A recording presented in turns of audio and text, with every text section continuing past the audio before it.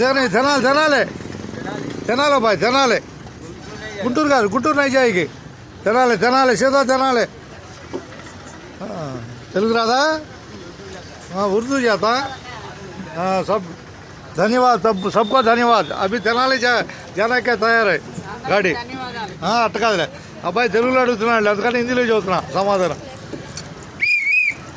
ధన్యవాద आपको भी. గుంటూరు బస్సు ఆతా. కూర్చోండి అమ్మా, కూర్చోండి హుషారుగా కూర్చోండి. విజయవాడ జనాలు ప్రయాణంలో మంగళగిరి బైపాస్లో ప్రయాణం చేస్తున్నాం. సాయిబాబా కనపడ్డాడుగా సాయిబాబా.